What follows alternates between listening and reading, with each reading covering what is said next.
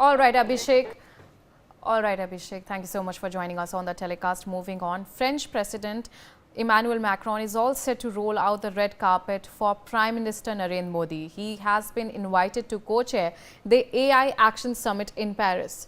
This summit aims to promote an ethical and inclusive approach to the artificial intelligence.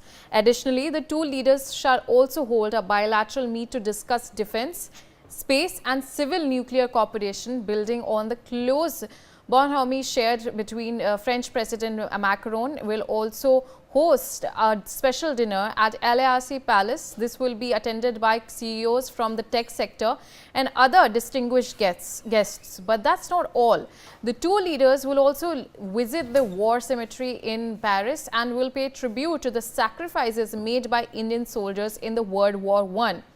Additionally, they will be jointly inaugurate the Consulate General of India in Marseille and will pay visit to Kadesh, which is the site of the International Thermal Nuclear Experimental Reactor. Remember, viewers, PM Modi last hosted President Macron in New Delhi in 2024 as the chief guest during the Republic Day celebration. Even before that, Macron had invited Prime Minister as the guest of honor at the Bastille Day parade in Paris in 2023.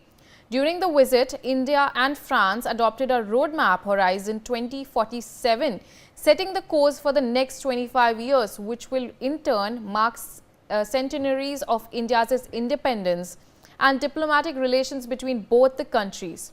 Now, India and France enjoy a robust partnership covering all aspects of bilateral cooperation, specifically a strategic component. Defense and security, civil, nuclear matters and space constitute the principal pillars of India-France strategic cooperation. And it now includes a strong Indo-Pacific component. In the recent years, the partnership has broadened to include maritime security, digitalization, cybersecurity and advanced computing, counter-terrorism, climate change, renewable and sustainable growth and development. The core of India-France long-standing partnership is underpinned by shared democratic values, belief in multilateralism and as a means to tackle global challenges, respect for international law, strong economic, cultural, academic and people-to-people ties. So that's what that's coming in terms of that. We have with us Aditya Vadhavan joining us on the telecast. Aditya, in terms of this visit of Prime Minister Modi's to France to this AI Action Summit, what is his schedule looking like? Well, Ria, if you see, this will be significant, as far as PM Modi's visit to France is concerned. He will address as the Prime Minister travels to France, he will interact with the Indian diaspora there and also address the Indian community there on the usage of AI. In the recent past, we have seen that AI has been misused in the past, So the main focus of this summit will be to ensure the ethics, accountability and safety of AI, how this can be done with respect to so that the society as a whole could be benefited. This will be on the prime agenda, man. Let's just put this into perspective. Since China is taking deep strides in artificial intelligence, it is very important to contain the rising rise of China as far as AI is concerned. So hopefully, many more agreements could be signed between Prime Minister Narendra Modi and French President Emmanuel Macron once he visits to France. And this will be very instrumental in the Indo-French agreement, partnership could be very significant in countering China's growing rise in AI. Recently, what had happened, a Chinese startup named DeepSeek had created shock ripples among American AI companies, So it is very, at this juncture, the visit of Prime Minister Narendra Modi to France is very significant, because many initiatives with AI could be signed between the two leaders. Yes, Ria.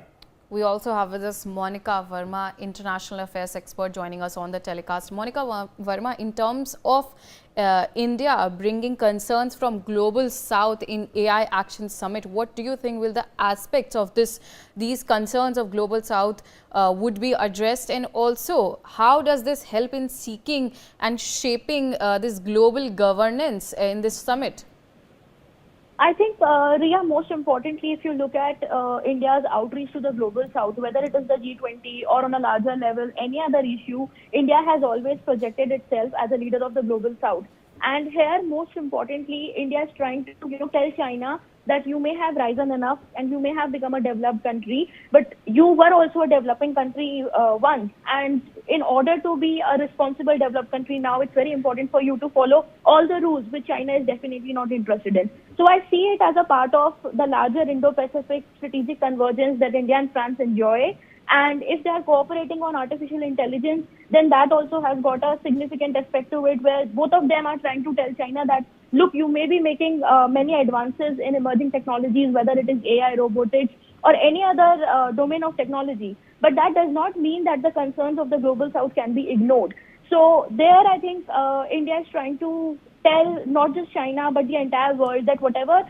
So it's a very nascent field. It's something which is not, whose rules are not yet, decided, something which is just coming up. And we may not be a part of the artificial intelligence race as much as China and United States are, but I think countries like France or India, what we call them as the middle power of the international relations, probably these countries can play a great role in deciding the rules should be fair for all the players. So it shouldn't be a belt and All road right, initiative. Monica Verma, thank you so much for joining us on the telecast. Unfortunately, we have run out of time. And thank you, Aditya Wadhwan, also for joining us on the telecast. Meanwhile, Bangladesh's security forces arrested